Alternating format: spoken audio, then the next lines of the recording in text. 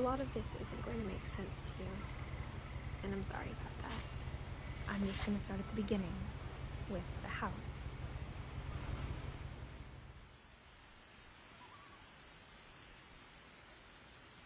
Someone had put up a chain-link fence, but it looked like I wasn't the first person to hop it.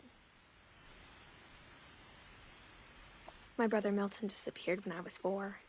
It was like the house just swallowed him up.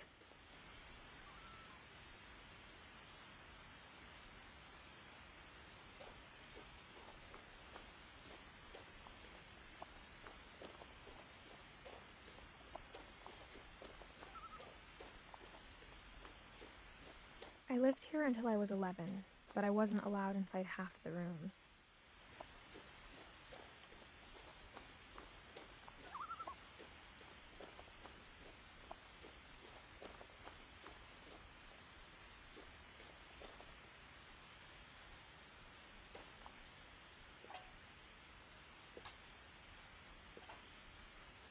Inside the mailbox were bills from 7 years ago, marked urgent, open immediately.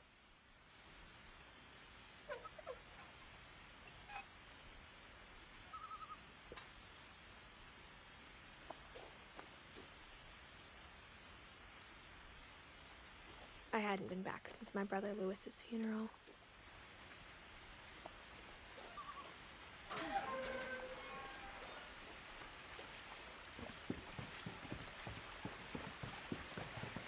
In her will, my mother left me a key, but didn't tell me what it unlocked. Maybe she thought I'd know, or she thought that the mystery would be enough to bring me back.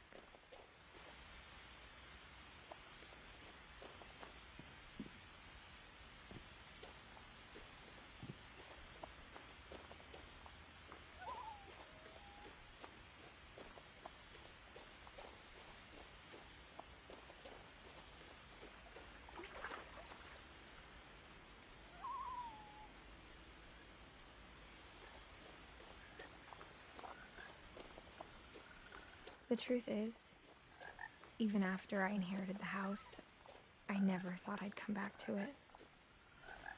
But now I had questions about my family that only the house knew the answers to.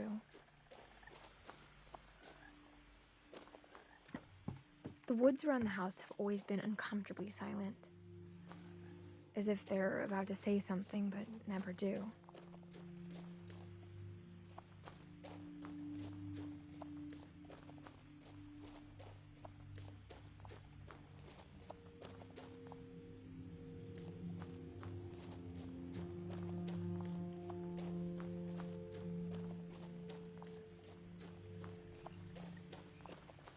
The house was exactly like I remembered it, the way I'd been dreaming about it.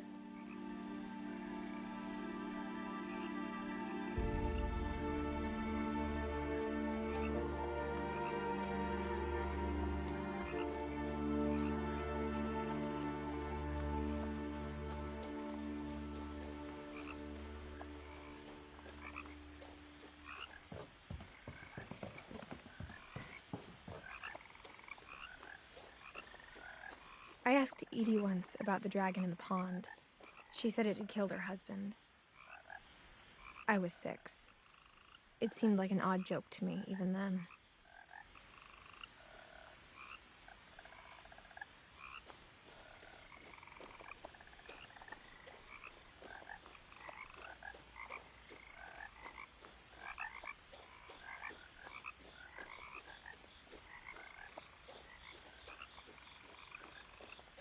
As a child, the house made me uncomfortable in a way I couldn't put into words.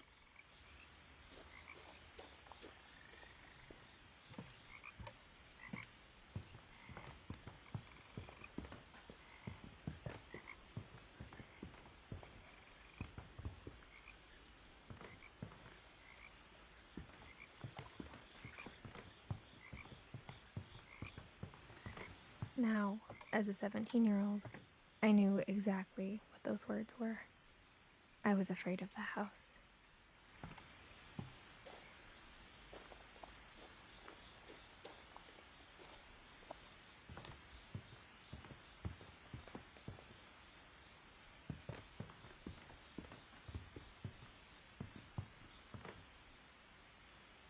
I hoped the key might unlock the front door.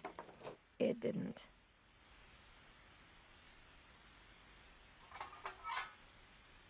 Looking in, I felt like the house itself had been waiting for me.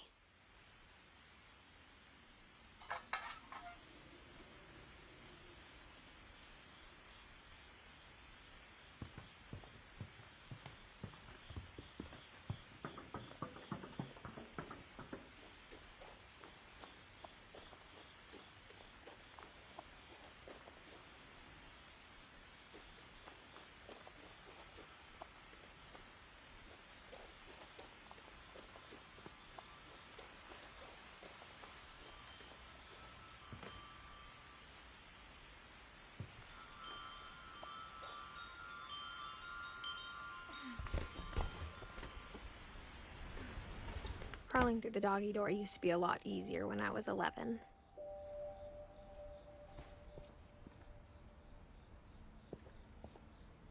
The power had been turned off the night we left.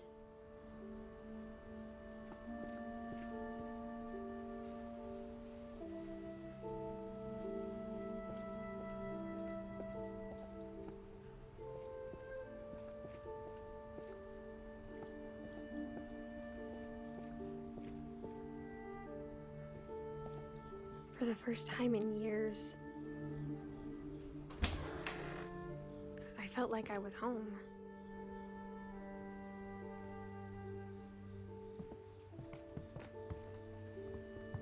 But instead of a family, there were just memories of one.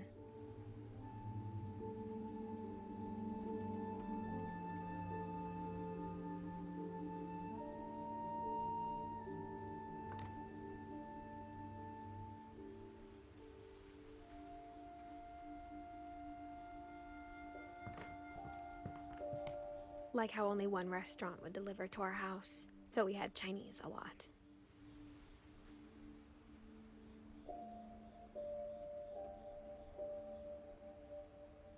Or how after Louis started working at the cannery, we all got sick of eating salmon. Except our cat, Molly.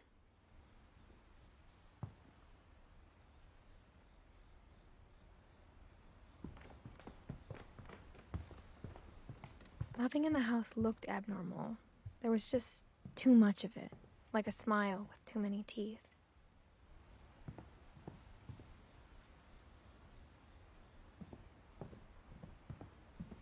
My mom wasn't much of an optimist, but she never stopped believing that my brother Milton was alive.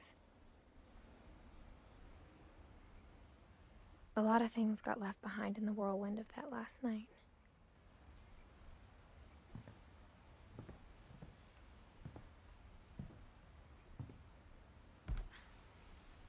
Edie told me once that every Finch who ever lived is buried somewhere in the library.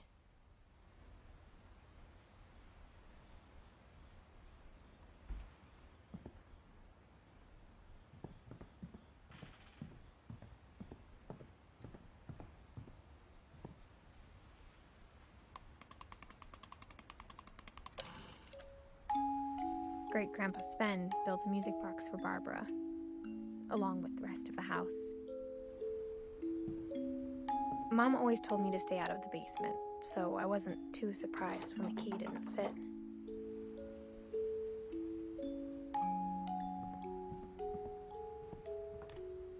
Even the fireplace had a story. Edie told me the bricks came from the original house, after it sank.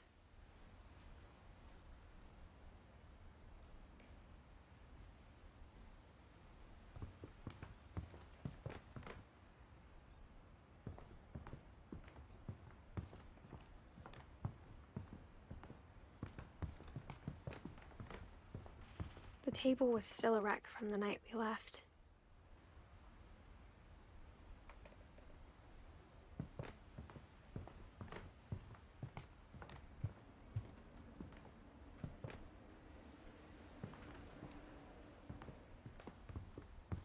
My mom, it was like a bomb had gone off, killing everyone but sparing the furniture.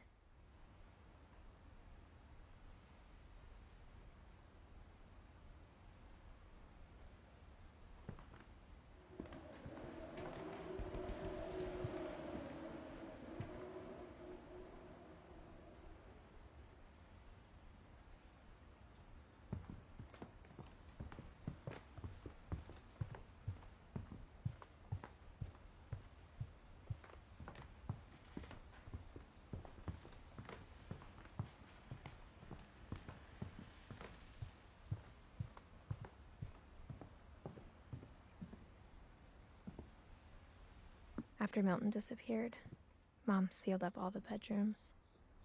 Then Edie retaliated and drilled peepholes.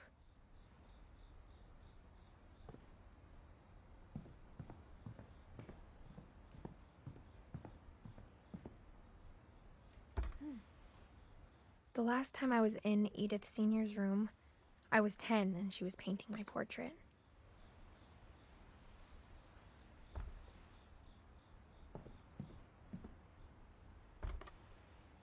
As a kid, I just assumed every house had peepholes and sealed rooms you weren't allowed inside of.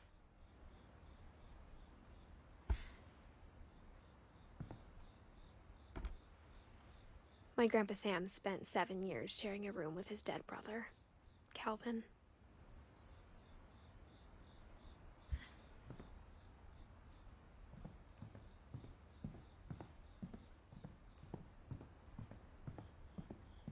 Whenever people ask me about my family, the first thing they always want to know about is Barbara.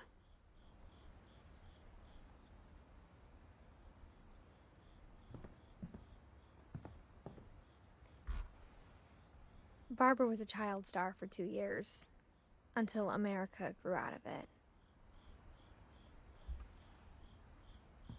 Edie's father, Odin, built the original house.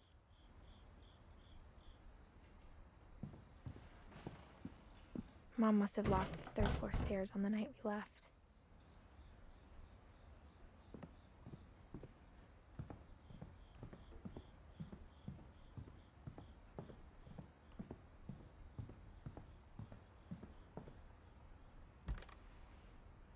Molly always seemed like a girl I could imagine being friends with, if she hadn't died in 1947.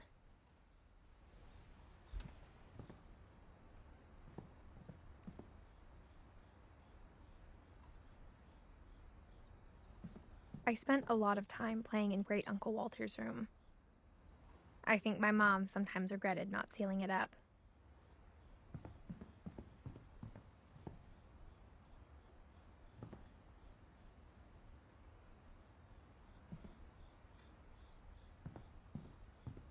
Lewis told me there were secret passages, but I never believed him.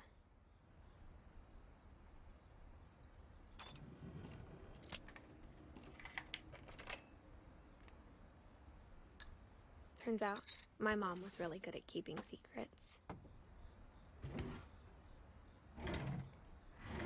Now it was time to find out what my mom had been afraid of.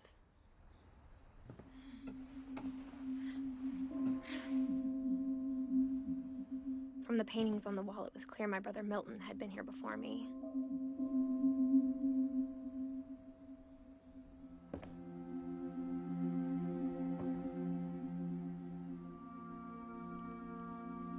Reading this, maybe it sounds like I had a plan, but I had no idea what was behind that door.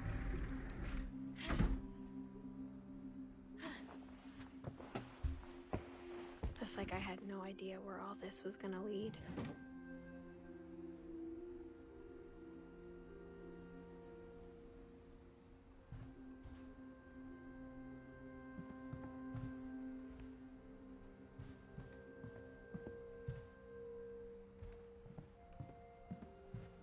I grew up looking at Molly's room through the peephole.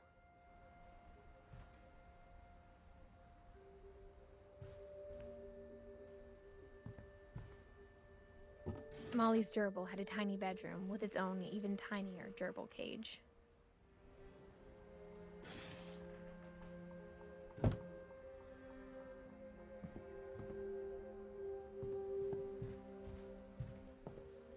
I got the sense Edie had spent a lot of time here, before my mom sealed the doors.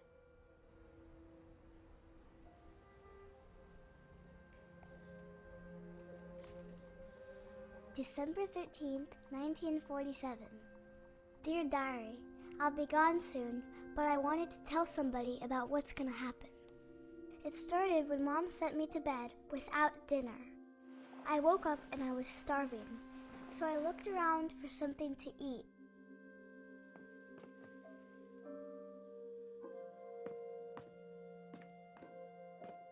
My Halloween candy was all gone. The gerbil food was dry, but I didn't mind it.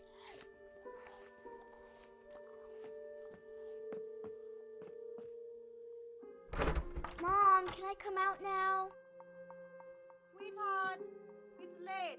Go to sleep.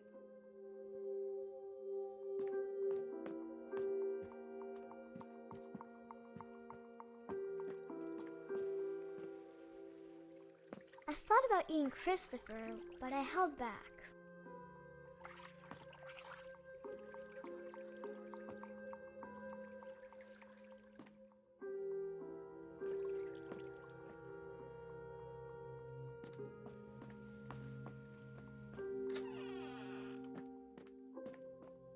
I kept eating and eating.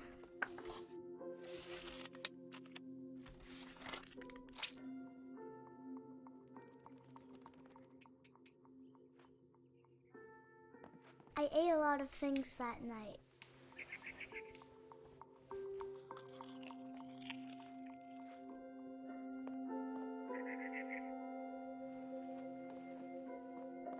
Then I heard chirping outside my window. It was a barn swallow going back to her nest. I reached out for her.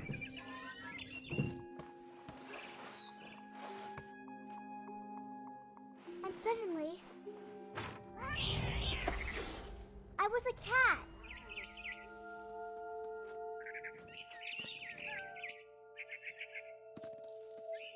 I tried to be quiet, but the bird was really scared.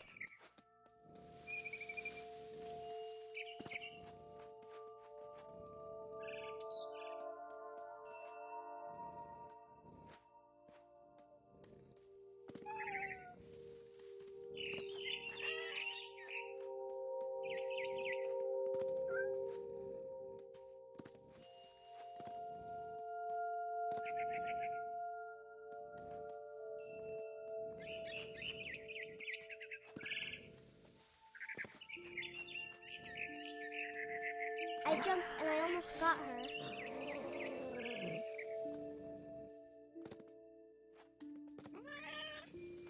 I could tell she was getting really tired. Now I was up in the big tree. I promised Dad I wouldn't climb it anymore. All I cared about was eating that mama bird. I gobbled her up. And suddenly, I was an owl. First, all I heard was the wind. Then I heard little teeth nibbling in the grass.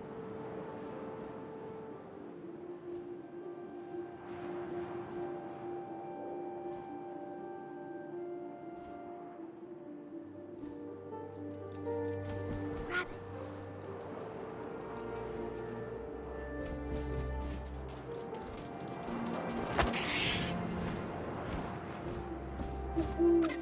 I imagined his face looking up and seeing mine through my talons. I swallowed him up, and I didn't chew one bit. Then I flew off to find something bigger.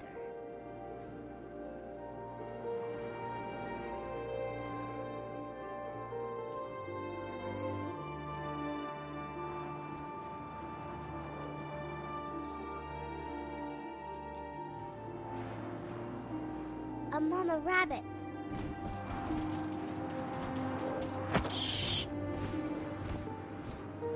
She was almost too big to carry. I started choking, but I couldn't stop eating.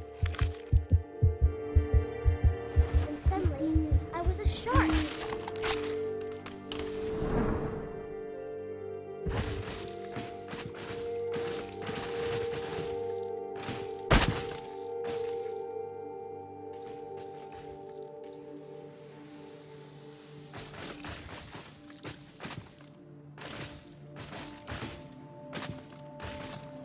I rolled off a cliff and into the ocean. Now, I was hungrier than ever.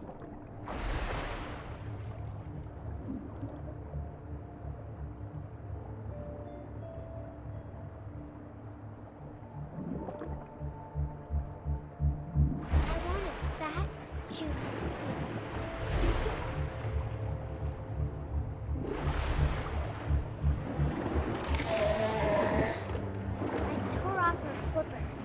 tasted really good.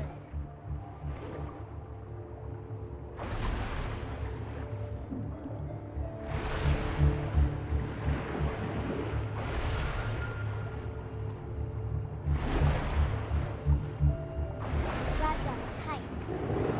When I was so hungry, I jumped out of the water. When I opened my eyes, everything had changed.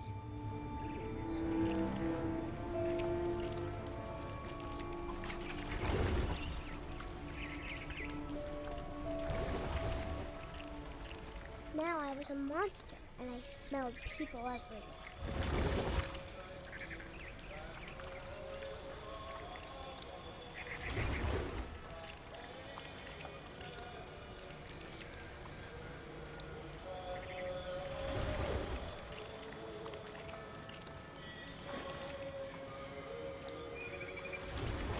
I was big, but I moved real quiet.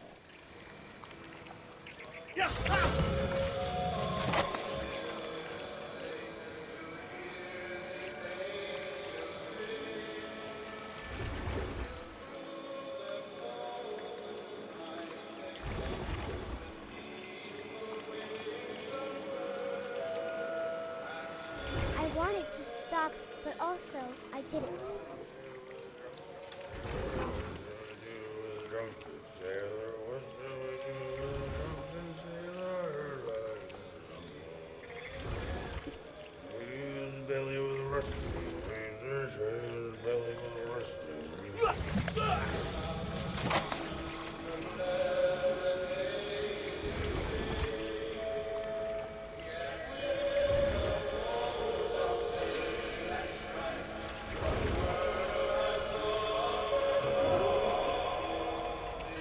After the last passenger, I was still hungry. And across the water, I smelled something new. Something I had to have, so I swam towards it. I slithered onto the sand, and the good smell went into an old pipe.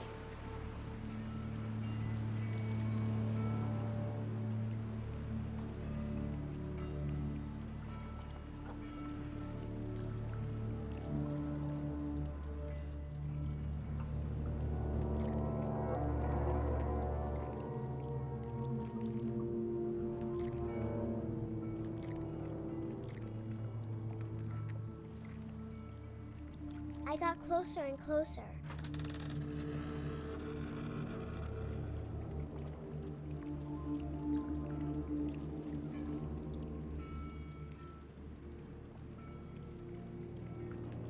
All of my stomach started growling.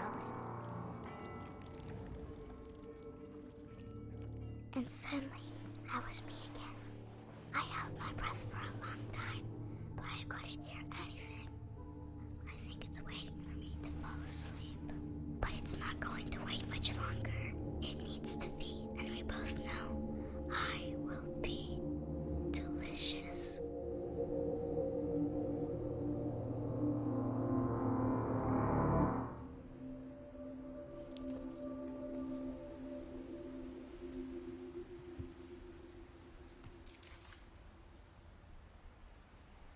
I'm not sure if I believed all of that, but I'm sure Edie would have.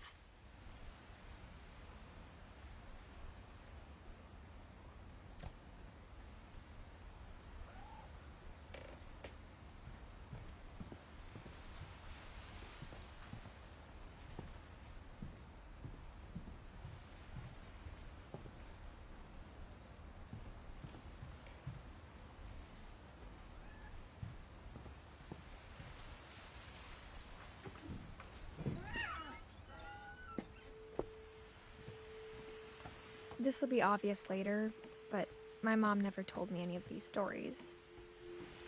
Edie would have, but Mom didn't like bringing up the past.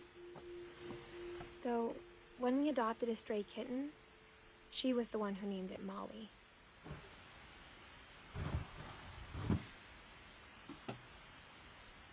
I spent a lot of time in Great-Grandma Edie's room.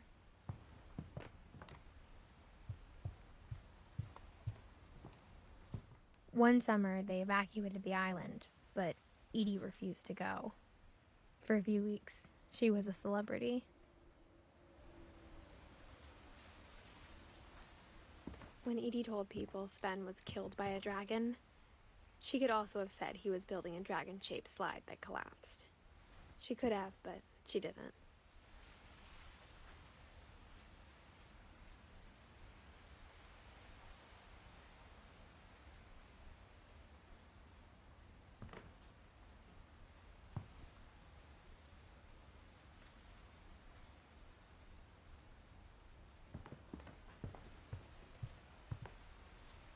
Louis died a week before we left, but Edie had already started to memorialize him.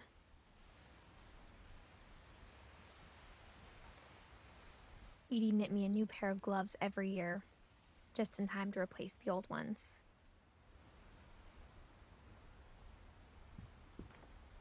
Her room was like a museum.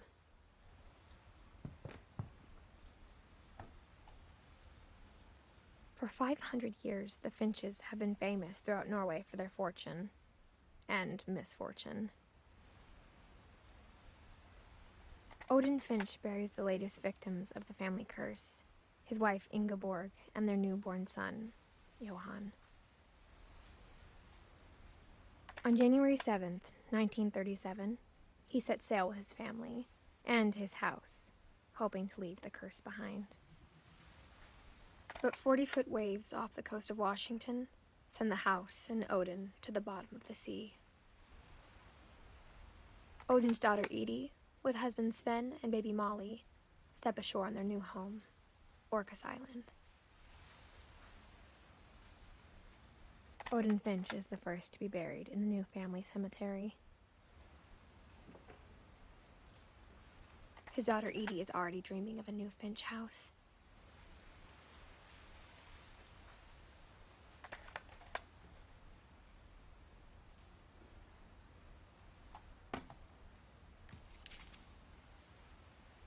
Whatever's wrong with this family, it goes back a long ways.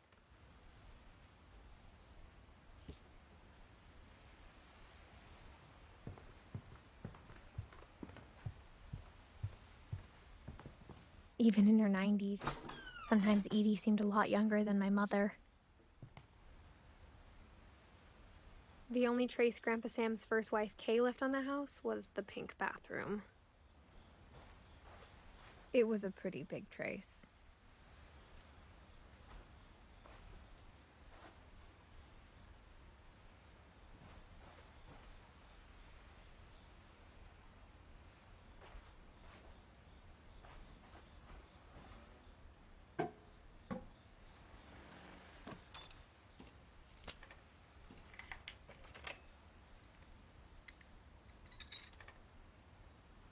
There's a secret in this bathroom.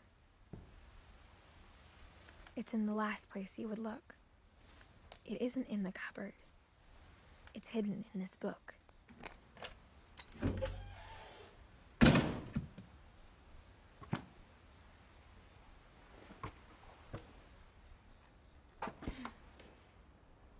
Sven gave Sam an old camera he'd refurbished. He never put it down.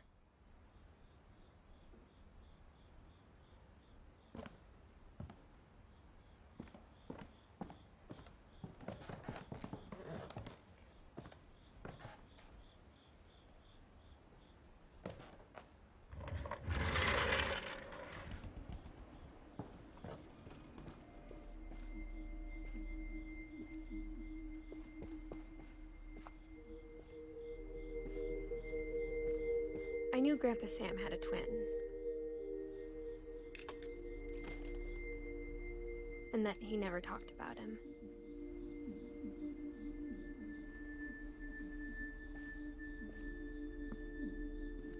I guess my grandpa didn't like history any more than my mom did.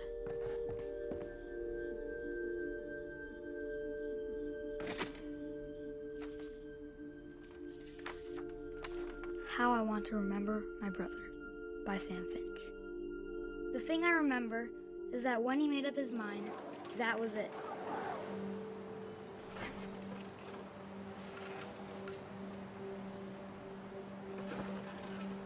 My brother said he'd die before he ate another mushroom, and he did. At Barbara's funeral, we swore we'd never be afraid again. and he wasn't. I think Calvin always wanted to fly.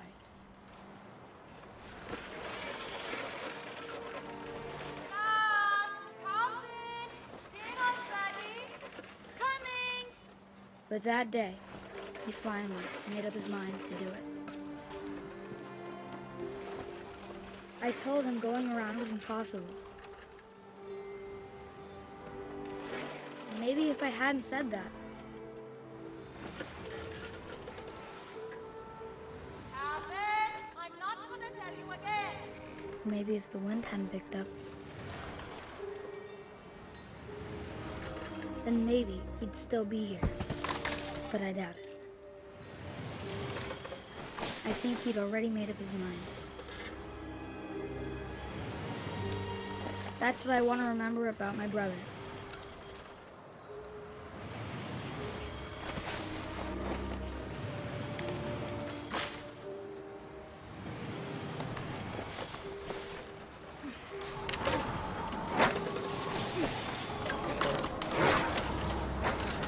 The day he made up his mind to fly.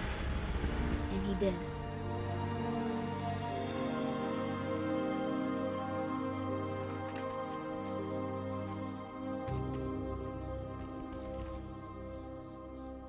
Calvin's story felt strangely familiar. When I was younger, I remember trying to do the exact same thing.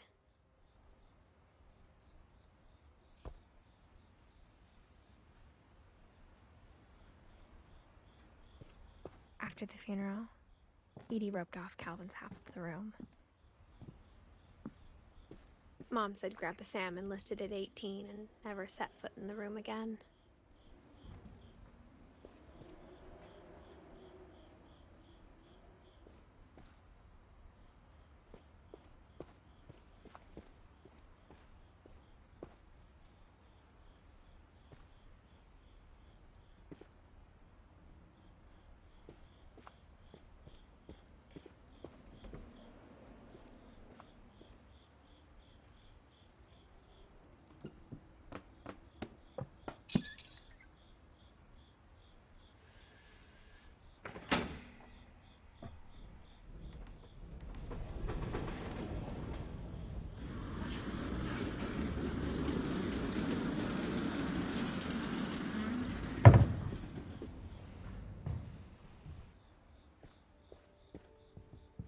The passages were a pretty tight fit.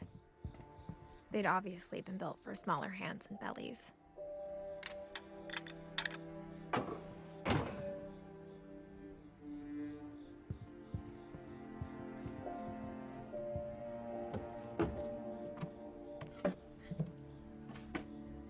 Growing up, I always thought of Barbara as a child star.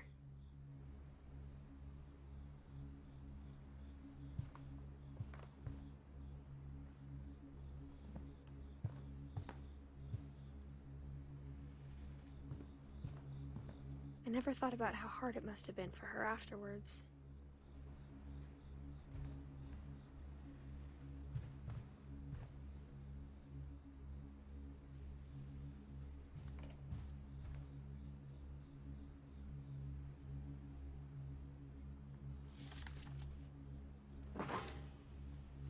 Of all the stories people wrote about Barbara's death, I'm surprised Edie saved this one.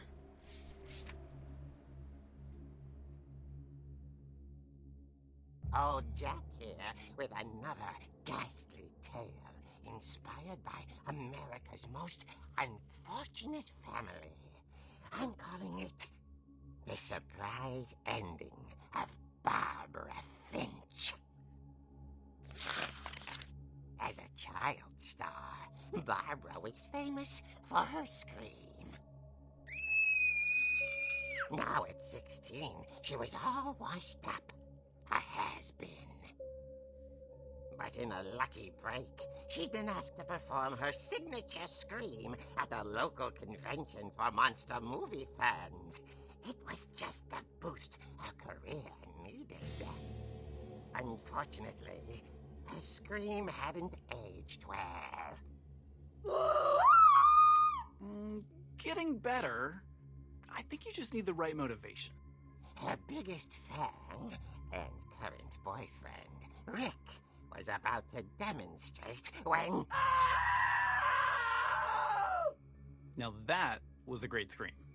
It was Barbara's father, Sven. He'd slipped into a table saw and had to be rushed to the emergency room.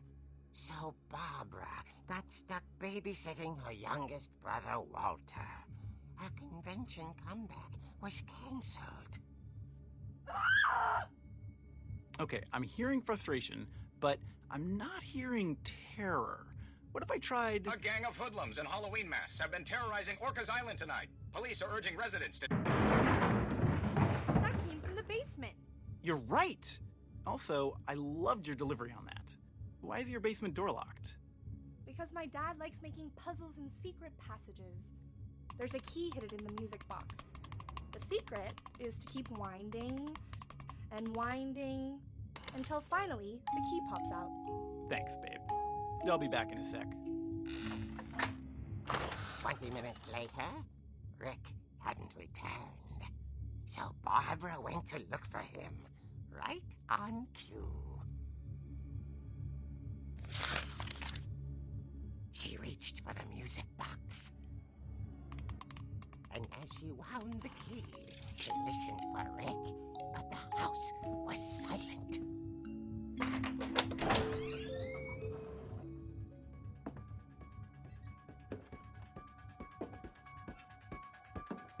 She found Rick's crutch and imagined the worst.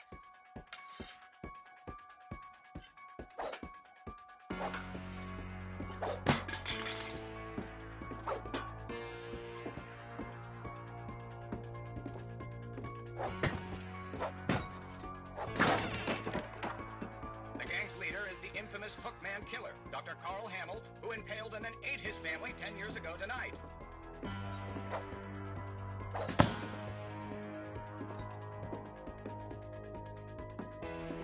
The old fridge rattled and grew still.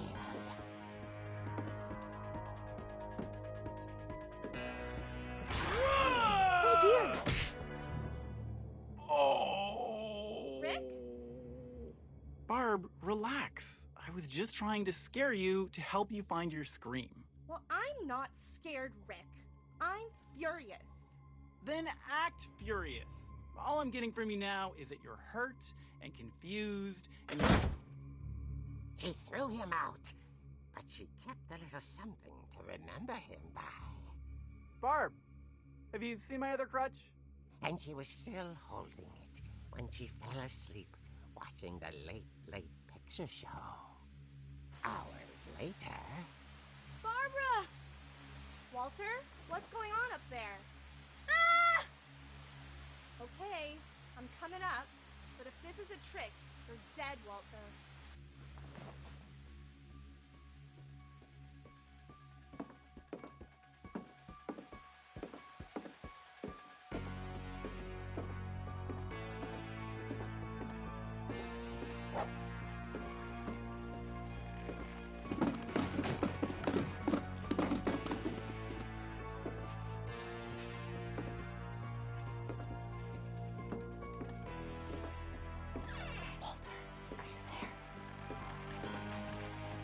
Walter had vanished, but his bedside radio was still on. Orcas Island police describe the man as 6 feet tall, with a steel hook for a hand. Residents are urged to lock all doors and windows and notify the police of any suspicious activity. Barbara turned, saw the hookman, and was speechless. He was quite smashing. And here he was. He couldn't get enough of Barbara. Okay, Barbara, there's gotta be another way out of here. That night, she played her part beautifully.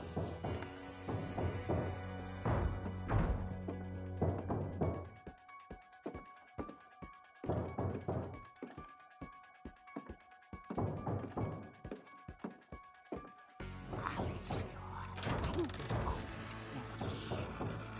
The hinges groaned.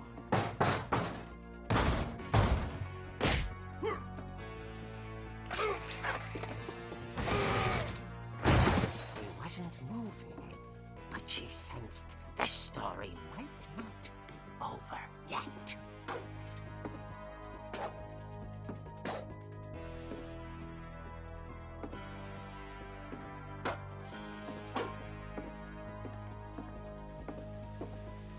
The hookman had vanished. She listened for his breathing, but all she heard was...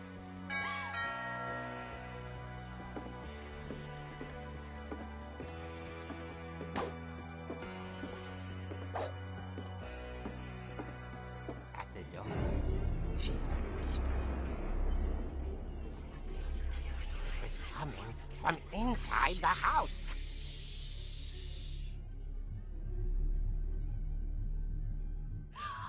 Oh dear.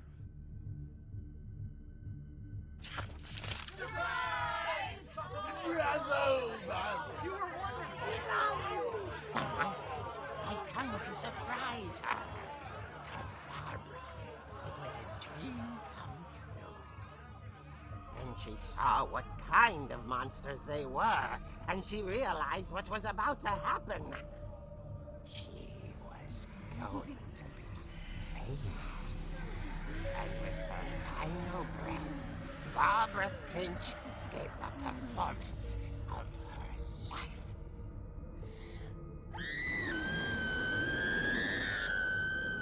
I wasn't there myself, but I hear Barbara was magnificent. Poor girl. She had a taste for stardom. But unfortunately, so did her fans. Of course, the police blamed it all on poor Rick, who disappeared the same night. And little Walter? Hiding under his bed the whole time. He took it all pretty hard, but that's another story. As for Barbara, tucked inside the music box was all they ever found of her. Her ear. Now that's what I call a real eerie tale.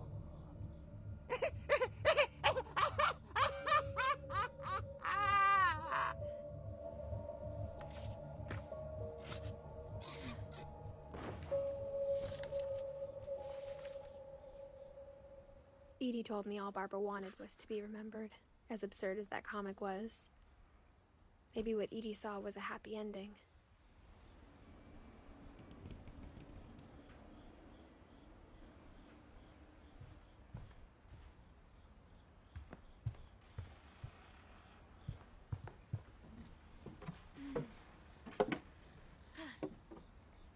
I guess now I know why Mom didn't like me playing with the music box.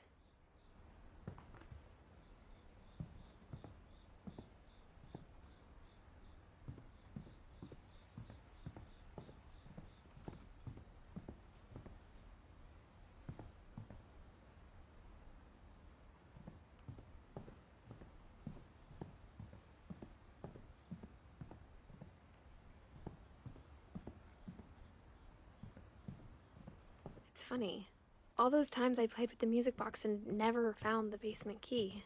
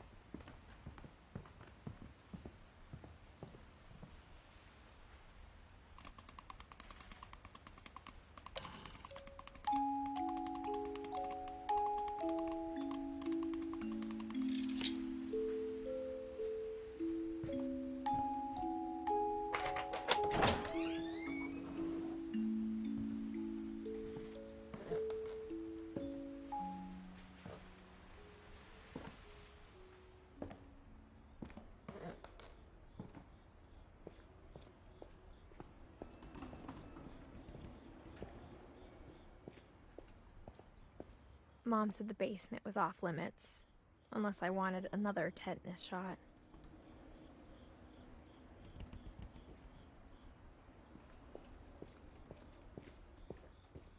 I saw Edie sneak down to the basement once, carrying packages. I thought maybe she was hiding presents. It turned out she was hiding a lot more than that.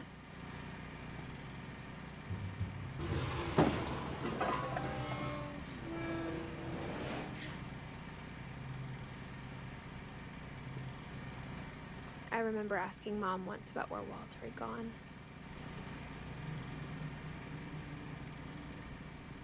She said after Barbara died, he got as far away as he could. If there's a pattern in all these stories, I think it's that none of us has gotten very far.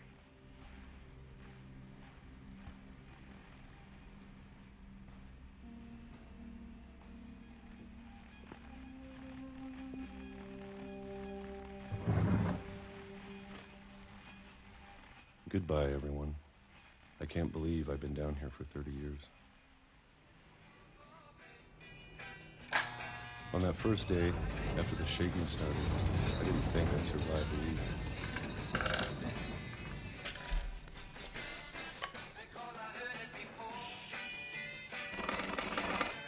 But after a few days, I settled into a routine.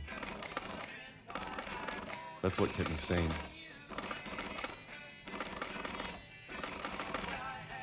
Having a schedule, living for today. I always expected to be dead tomorrow. But if you wait long enough, you get used to anything.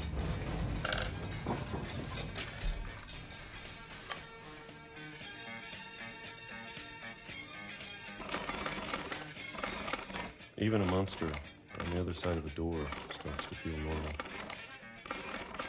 Almost friendly.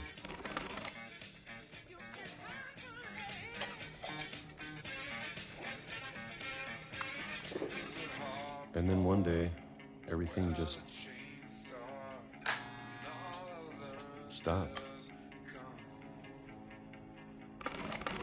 Whatever that thing was, it was gone. Maybe it got tired of waiting. Or maybe I just got tired of being afraid.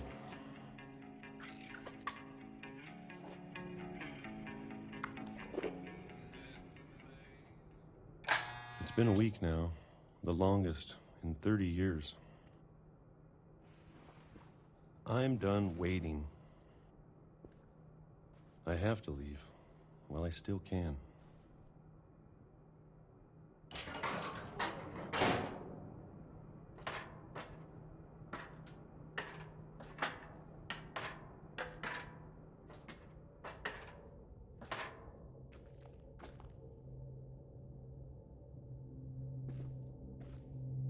I know it's out there, somewhere.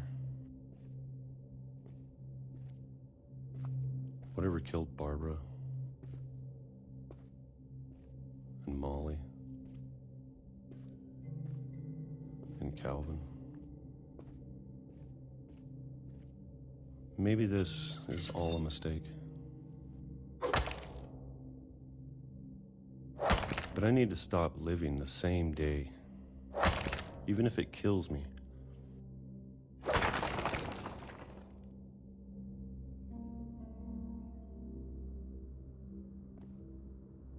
Whatever's out there, I want you to know I'm ready for it. I'm going to appreciate all of it, especially the food. I don't mind if I only have a year left,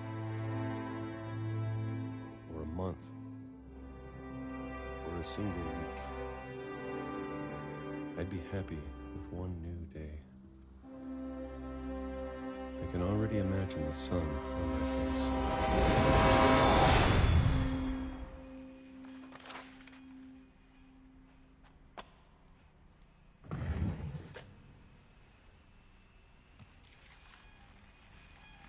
Walter died when I was 6. I can't believe my mom never told me he was down here.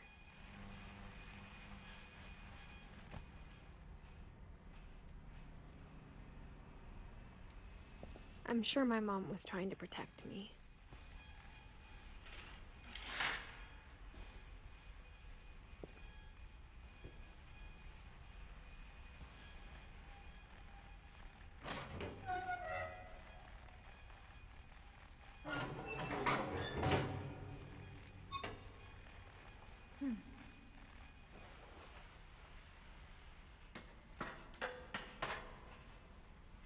Maybe she was afraid I'd end up like Walter.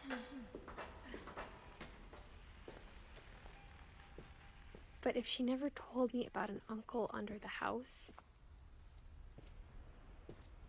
I can only imagine what else she was hiding. I don't want to make the same mistakes she made. Trying to bury something that's still alive.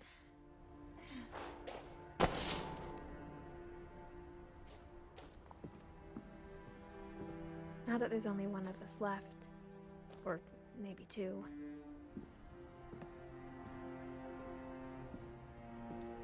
I thought it was time I heard the stories for myself and found out what happened to everyone else. But now I'm worried the stories themselves might be the problem. Maybe we believed so much in a family curse, we made it real.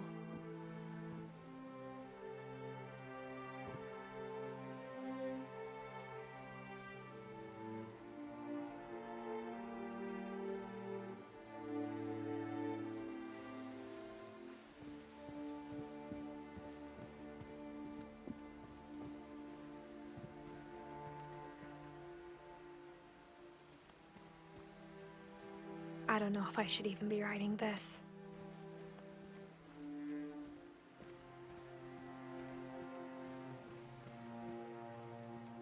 Maybe it'd be better if all this just died with me.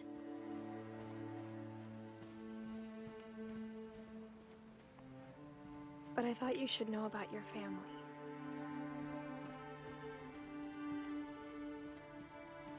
And the history you're a part of. Though to be honest, I feel as lost as you probably do right now.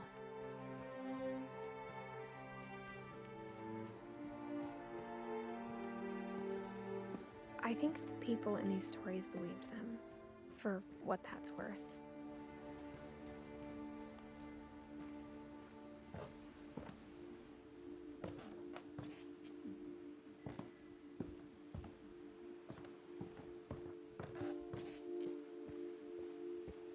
And when you look at the house, that history of imagination and stubbornness and madness,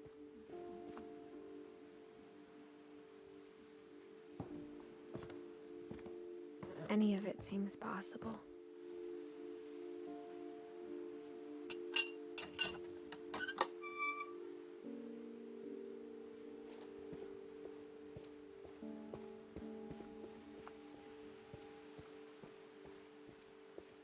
I think we've been surrounded by death for so long, we've just gotten used to it. What kind of family finishes building a cemetery before starting the house?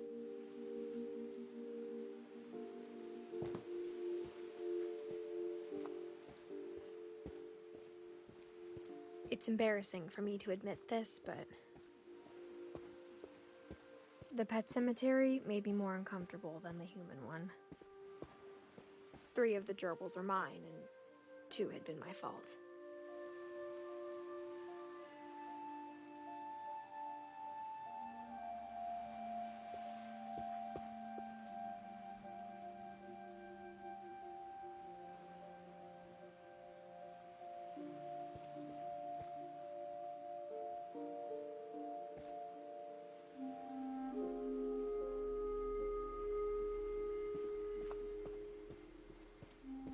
Sven built the house, but it was Edie who designed the cemetery.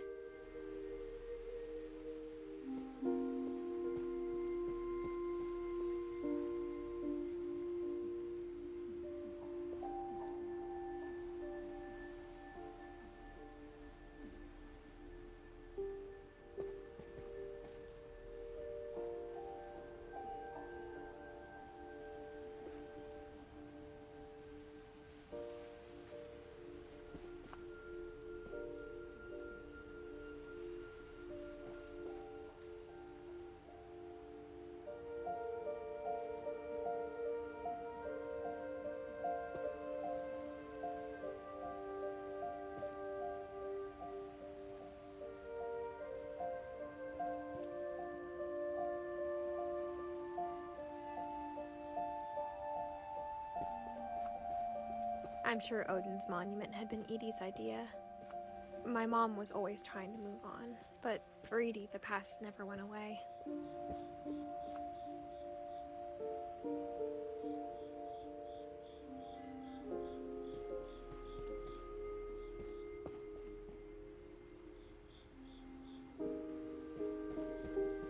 She could see it poking out of the water at low tide.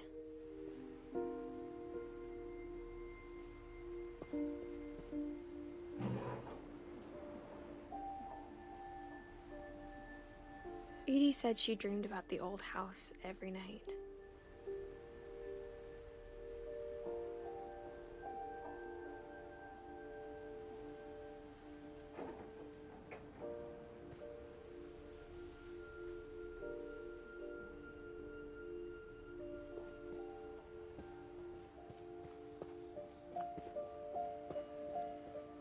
Edie's side was always easier for me to understand. But the older I get, the more I can see where my mom was coming from. Her dad had been pretty strict, but it wasn't enough to save her brothers. She was just trying to do better.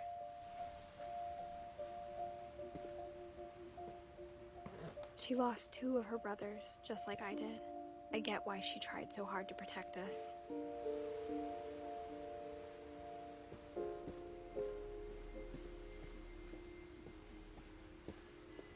There's so many things I wish I could ask my mom now. Part of me thinks this is what she wanted all along. For me to come back someday and find everything out for myself.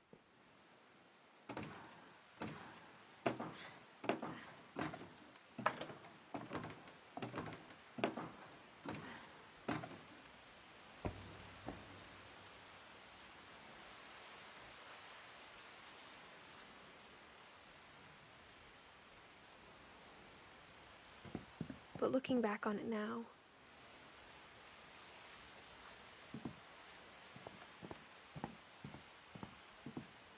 if she told me there was going to be so much climbing, I never would have come when I was 22 weeks pregnant.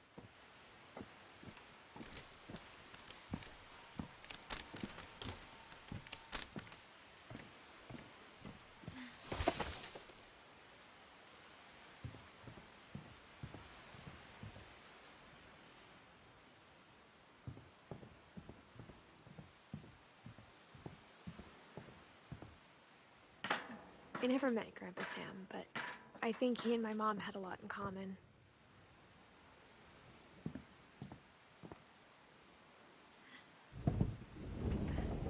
They were both pretty intense.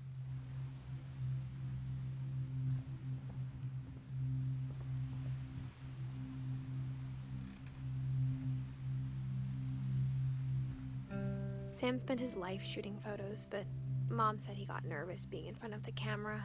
I guess we're all afraid of something.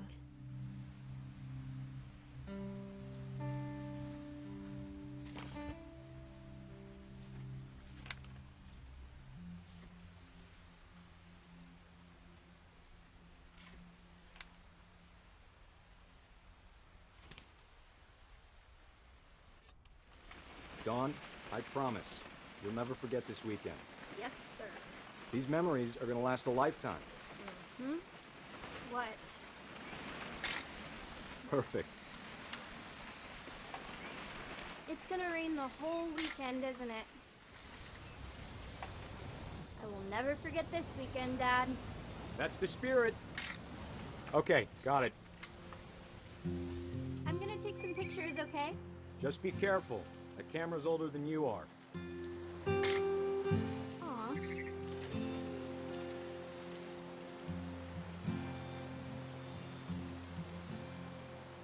You're right, Dad. It's starting to clear up. Still freezing, though. Definitely should not have drunk all that coffee. Hey! That's a keeper. Nothing quite like being outside. I'm just saying, I'm not always gonna be here, Dawn. You'll need to remember this stuff, if you want to survive. I'll be fine, Dad. You know who else thought he was gonna be fine? Some guy who died. Dawn, I'm being serious. I know, Dad. You're always serious. Doesn't being out here make you want to chill out? Well, to tell you the truth, I haven't been out here in 20 years.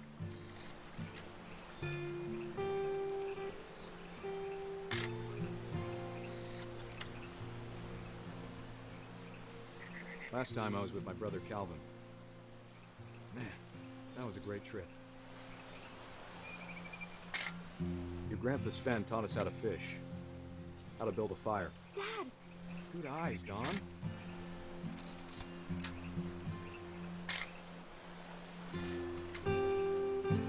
Before you take the shot, let me get a picture of you.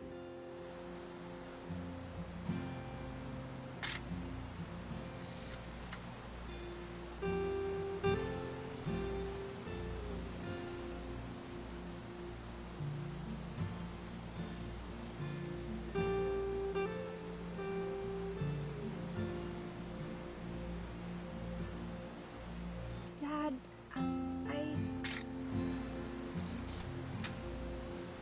me get behind you. do I have to do this? Don, you don't have to do anything, but if you want to survive... Great shot, Don!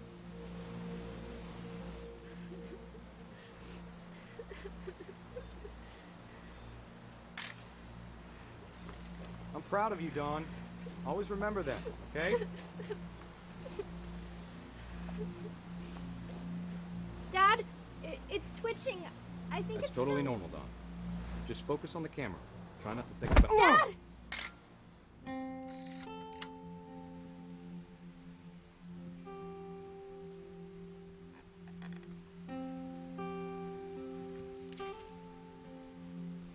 Of all these stories, that's the one I wish most that my mom had told me.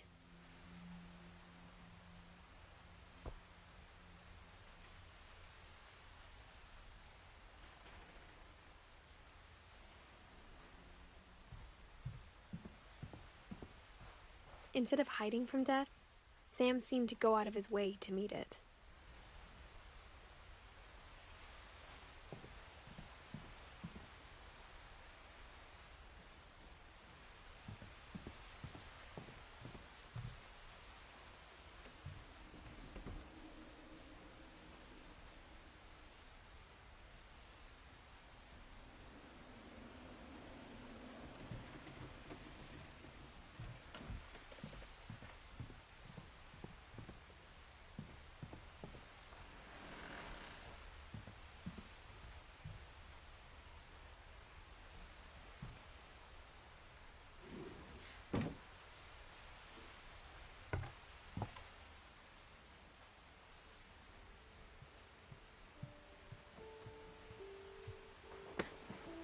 After Sam died, my mom and Edie got really close. They'd both lost a lot.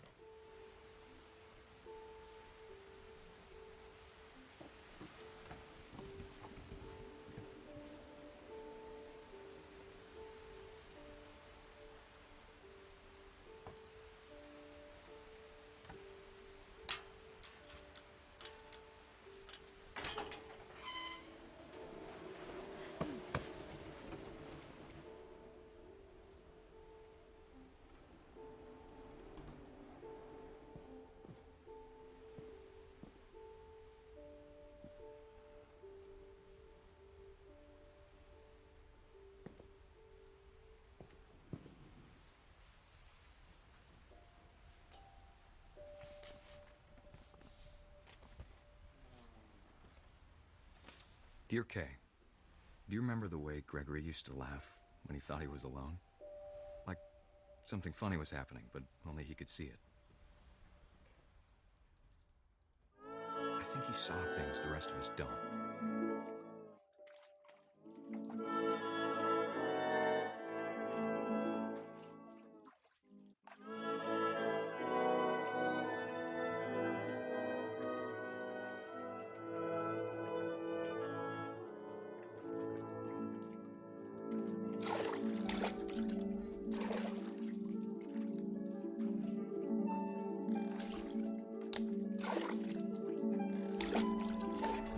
Bend over, Gregory. It's time to... Hold on, sweetie. Hello? Sam, I told you I don't want to talk right now. I wonder what he saw. What his world was like.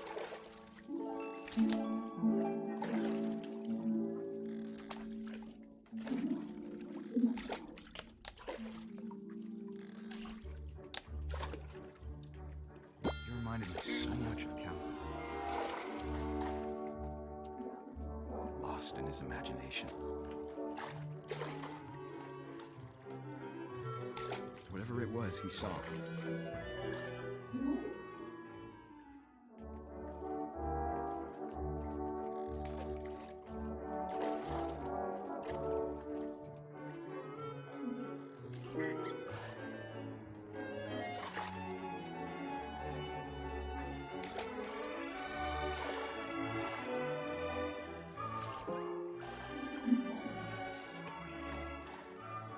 It sure made him happy.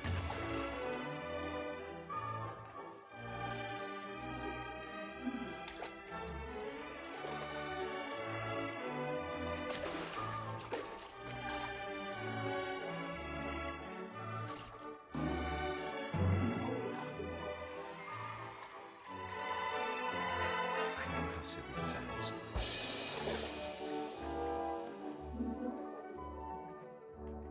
That I worried about a baby being too happy. But I could feel him slipping away. Sorry about that, Gregory. I know you did everything you could. Maybe if I hadn't called that night. Damn it. Hold on, I don't want Gregory to hear this.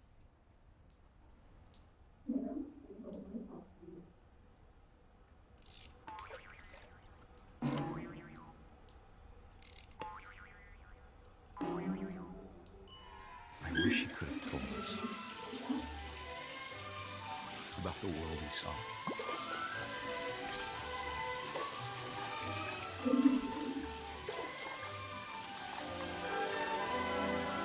There's so much I don't understand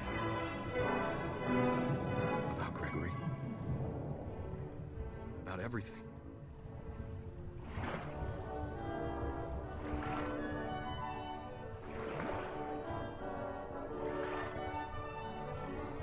But I know what happened wasn't your fault.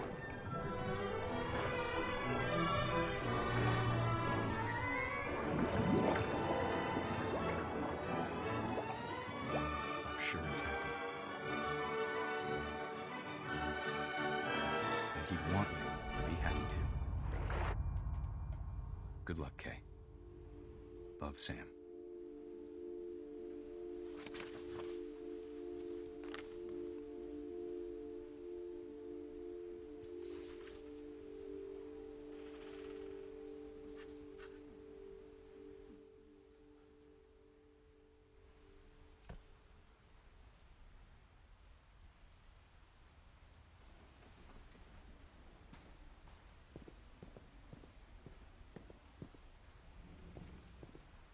I can't imagine my mom ever writing poetry, and yet...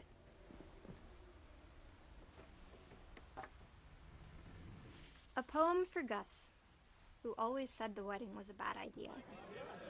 Our father never hit us kids, at least not very hard, before the day my brother said with teenage disregard that he'd be dead before he'd see a wedding in our yard.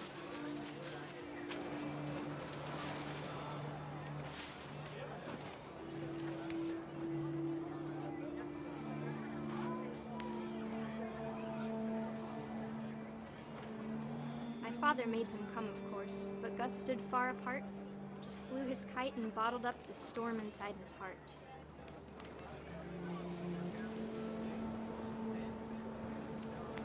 I tried to talk him out of it, but though he'd never met her, we don't need a stepmom, were the words that I now pronounce you husband and wife. You may kiss the bride.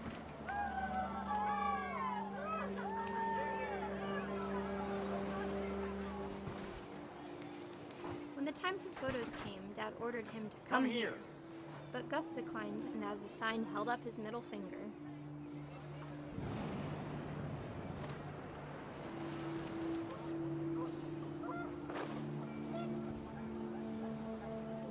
looked up, and panicked geese appeared and quickly went. But all the humans did that day was go inside the tent.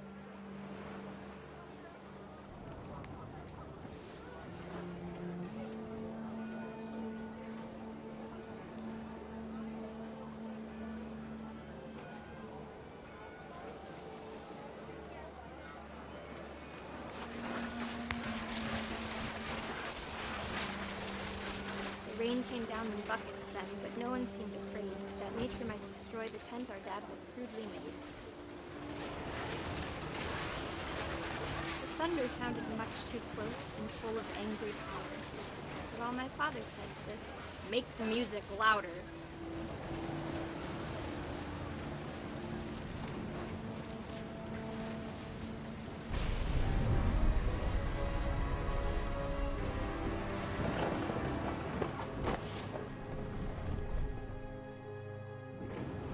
I wish that I could truly say I thought about you on that day. Out there on the beach alone, just you, the wind, the sea, and foam. But I didn't. Until we found you.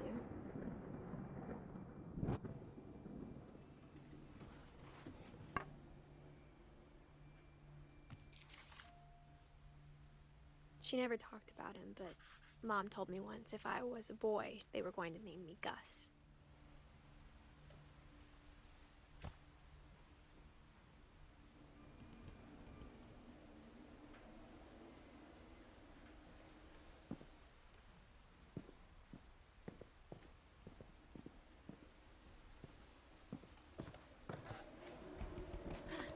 My mom moved up to the loft after her brothers died. At the time, it was as far away as she could get.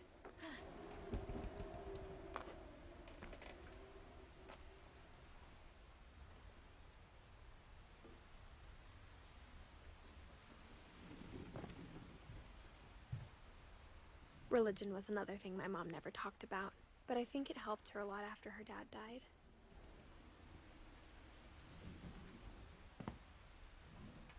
My mom moved to India a week after graduation and got a job teaching English. She spent a summer building houses in Calcutta, where she met my dad, Sanjay.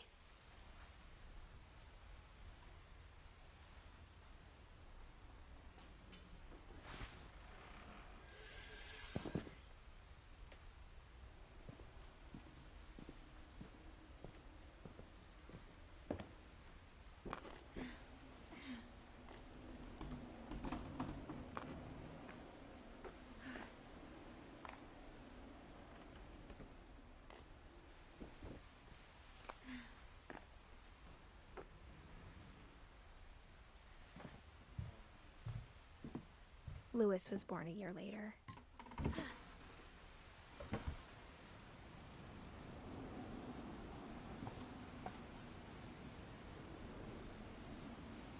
When my dad died, I don't think Mom knew where else to go. I'm sure Edie was happy to have her back.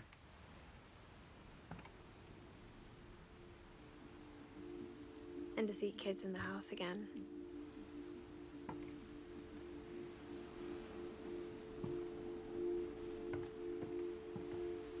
The house had to get a little bigger, but Edie was used to that.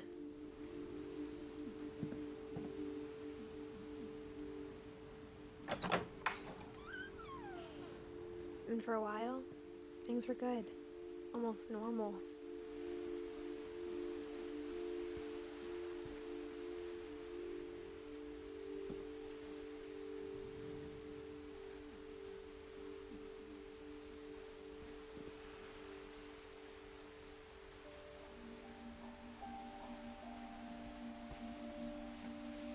But it didn't last.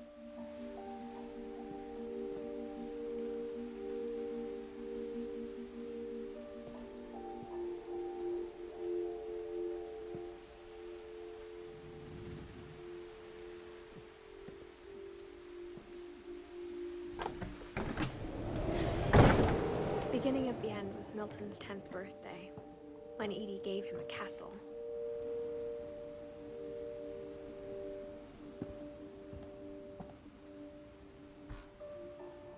After Milton disappeared, the only thing he left behind was a room full of paintings.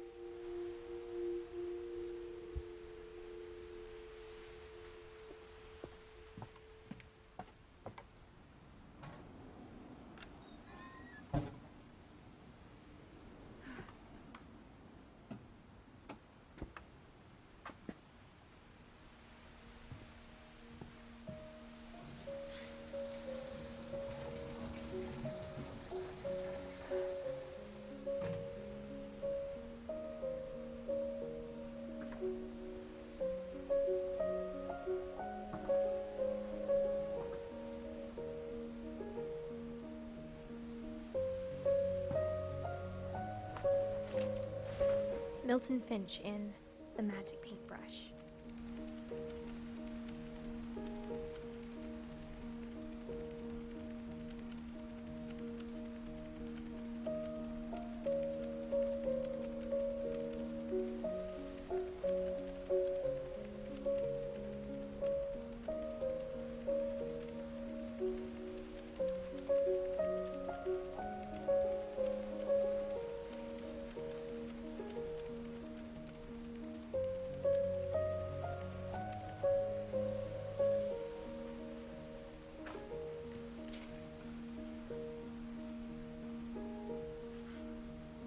I was 4 when Milton disappeared.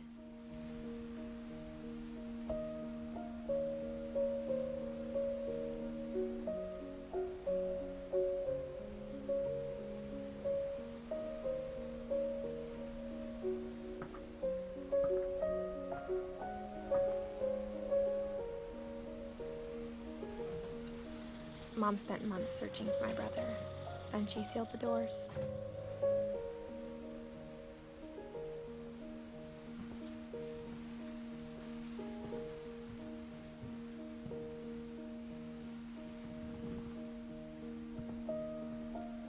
Whatever Milton had found in the house, Mom didn't want it getting out.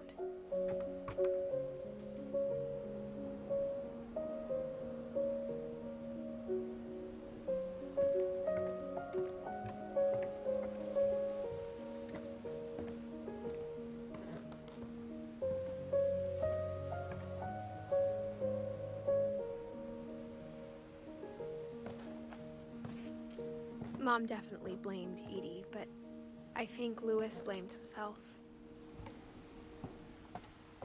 After he graduated, he just spent more and more time in his room, until Mom got him a job at the cannery. Everyone always told me to stay out of Louis's room, except Louis.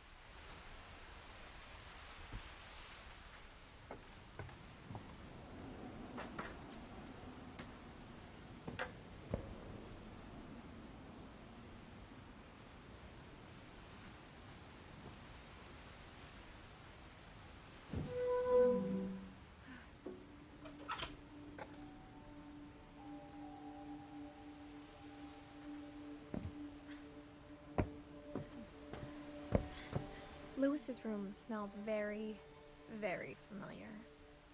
That part of him lived on.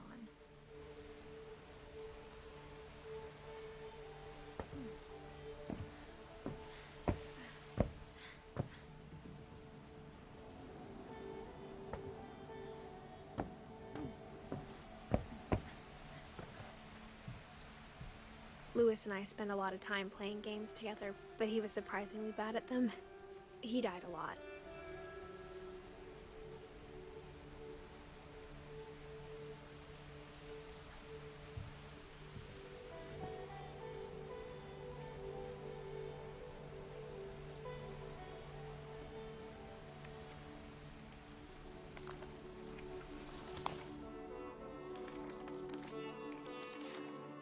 Dear Mrs. Finch, as Louis's psychiatrist, I can understand your desire for an explanation. As I see it, the trouble began in January, shortly after we convinced your son to seek treatment for substance abuse. Newly sober, I believe Louis first noticed the monotony of his daily life.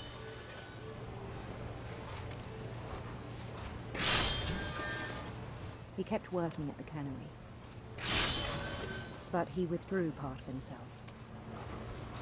In our sessions, I saw the same behavior. His mind began to wander. I asked him to describe it. He said he started small, imagining a labyrinth.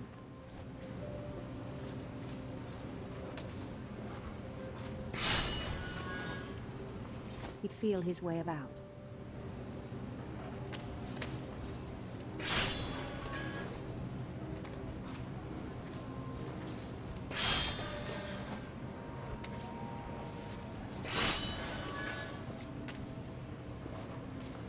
Then something moved. Bats. And toads.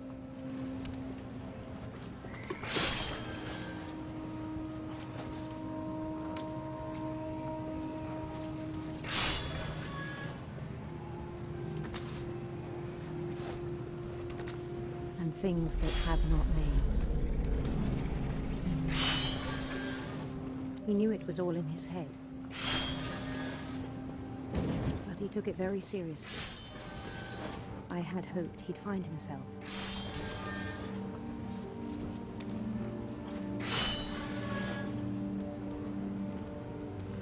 But he found something more.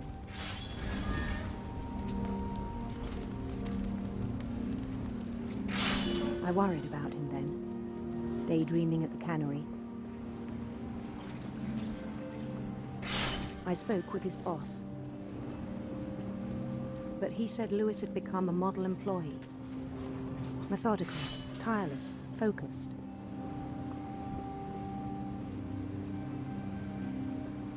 Like a whole new Lewis. So I let him go on.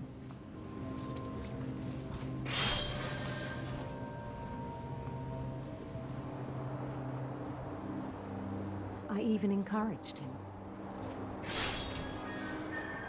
It seemed very promising at first. He told me he'd made a new friend.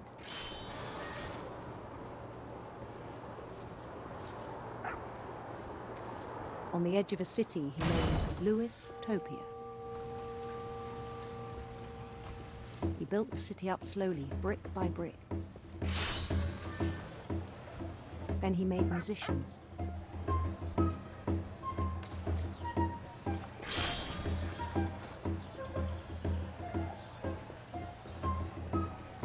And songs for them to play.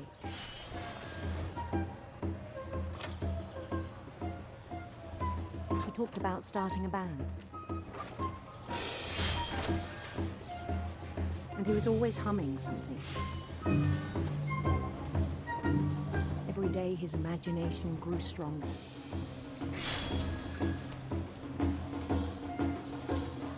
He no longer spoke at the cannery.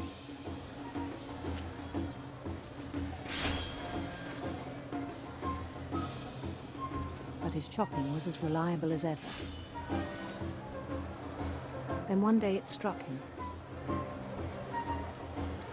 that all the cheering crowds, even the stones under his feet, were all in his imagination, so he could do whatever he wished.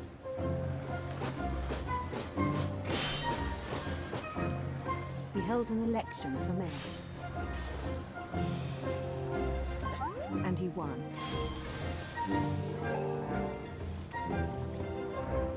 They begged him to stay, but his mind was already wandering. It became a game for him.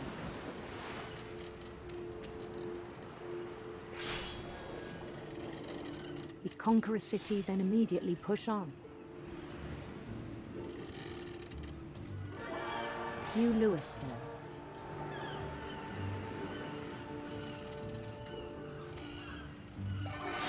St. Louis.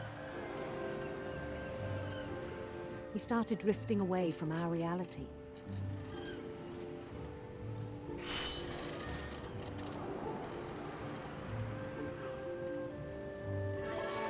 Minneapolis, until one day he forgot to go home from the cannery. Even as his mother pleaded with him, part of Lewis kept sailing on.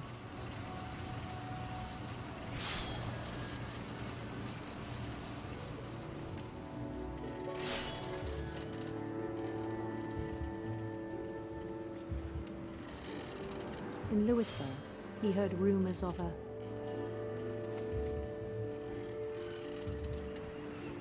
beautiful prince.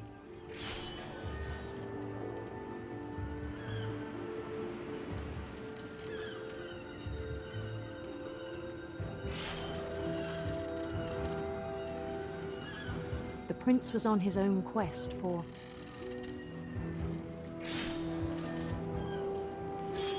sinister serpents.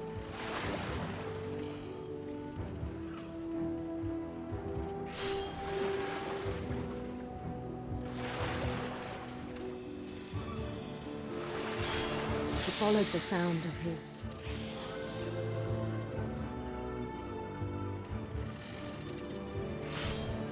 silver harp.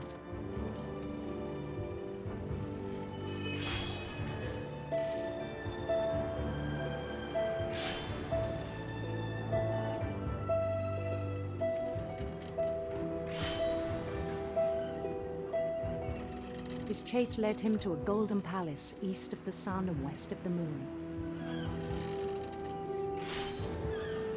Even then, his logic remained sound.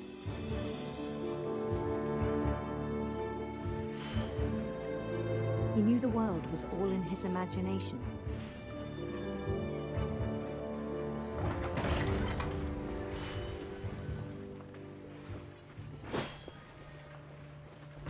But he was so proud of having created it.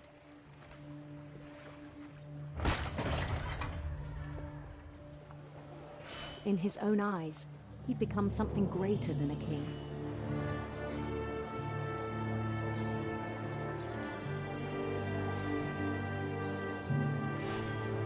For someone who'd never known success in the real world, I think it was overwhelming. And then it struck him that the real Louis was not the one chopping salmon, but the one climbing the steps of a golden palace.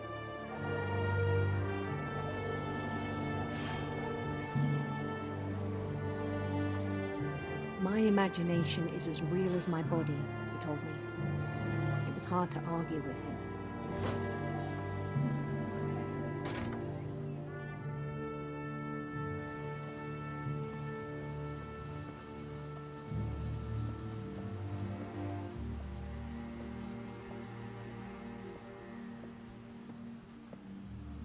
He began to forget the world we know.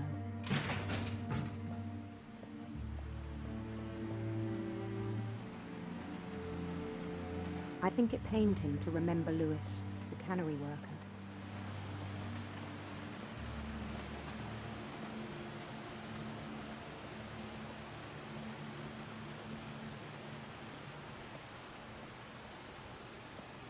He began to despise the man with a royal contempt.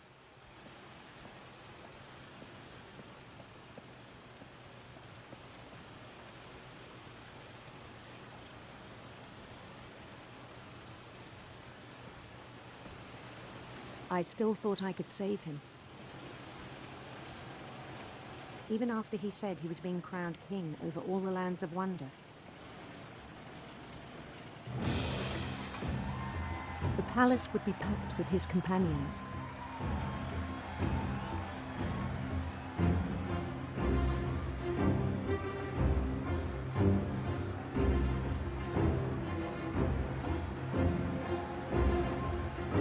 Including the wise Calico who'd insisted on advising him.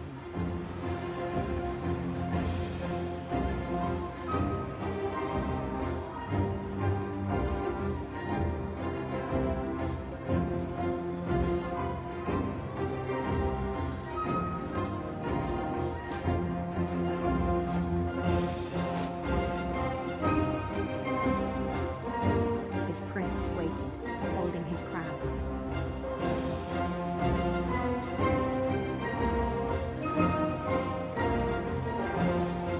There was only one thing left to do.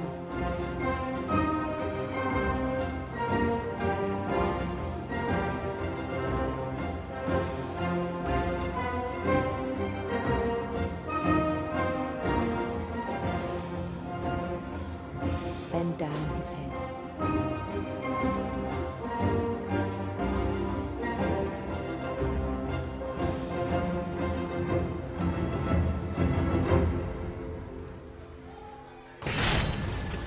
rest, I think you know. Mrs. Finch, your son was a kind man who will be missed by all of us who knew him.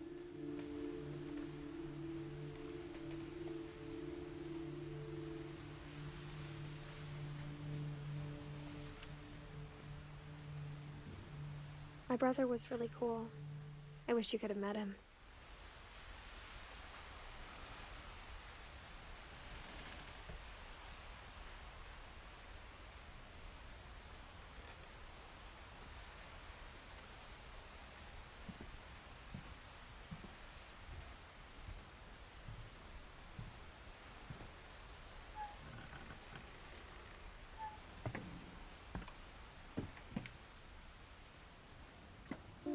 On the way back from Lewis's funeral, my mom told me to start packing. She waited until the day before we left to tell Edie. I'm not sure if she wanted to make it easier or harder. I wish we'd stayed. But I understand why we left.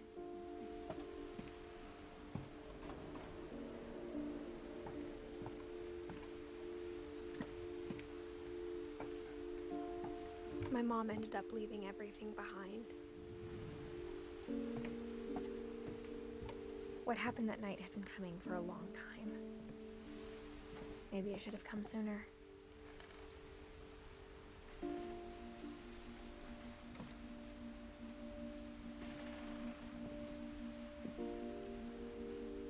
But it had to end one way or another. All that's left now is to tell you about that last night.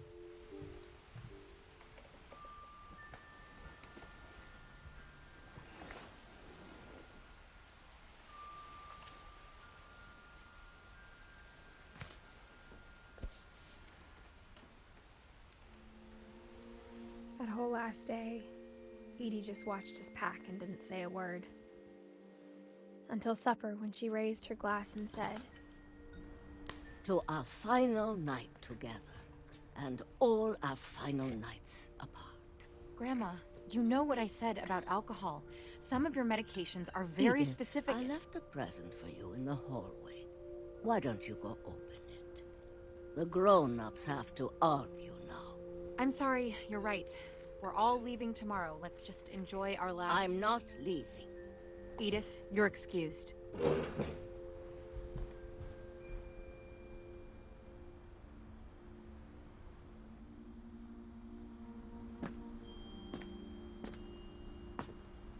The power had been shut off that morning, but Edie always had plenty of candles. When my mom sealed the library, I don't think she knew about the other entrance, or that Edie had a key to it.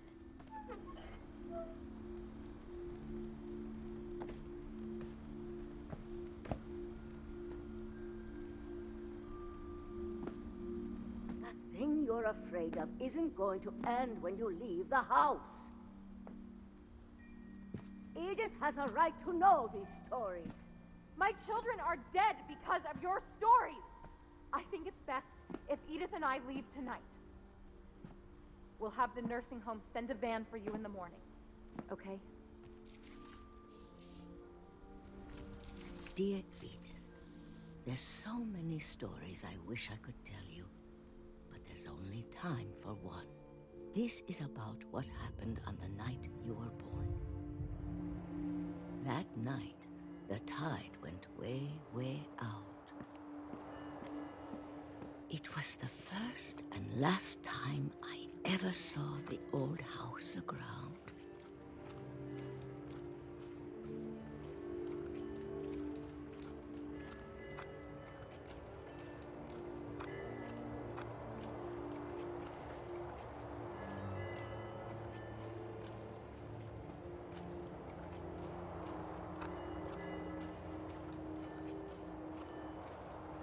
God, it smelled awful.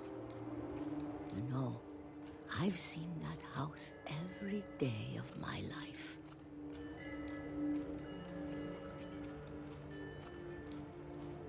But I never thought I'd go back to it.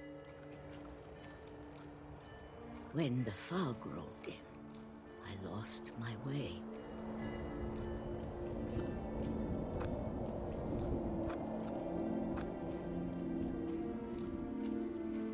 got turned around.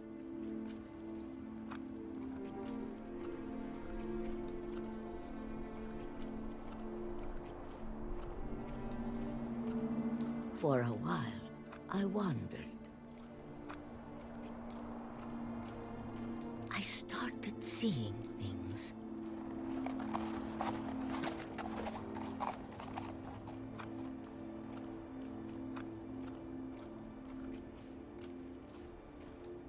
Things I'd forgotten had ever existed.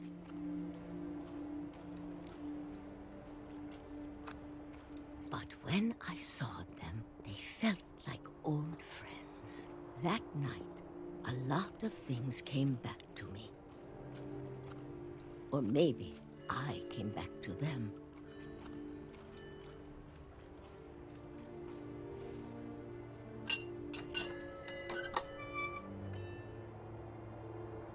Things I can't explain, but that I need you to try and... Edith, what are you doing in here?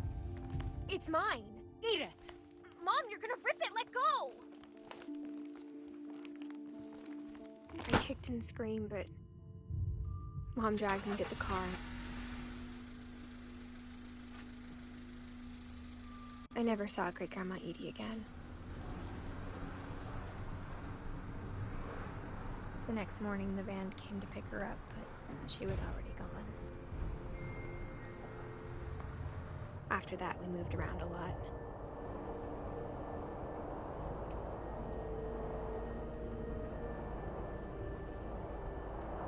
We both tried to make the best of it.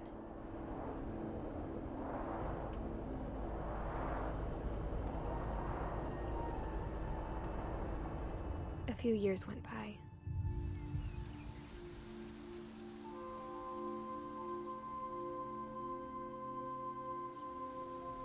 My mom didn't like to talk about it, but she started getting sick a lot. The rest happened pretty quickly. She got better for a while, and then she didn't. And then I was alone.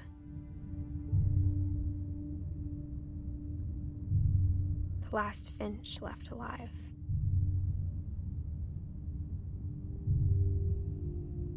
Until I found out about you. I'm still not sure what to tell you about all this. If we lived forever, maybe we'd have time to understand things. But as it is, I think the best we can do is try to open our eyes. And appreciate how strange and brief all of this is. This journal was supposed to be for you. But now I hope you'll never see it.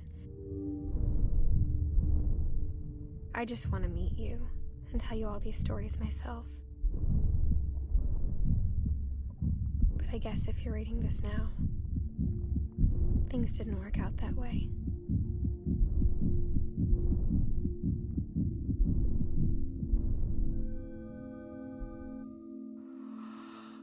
This is where your story begins.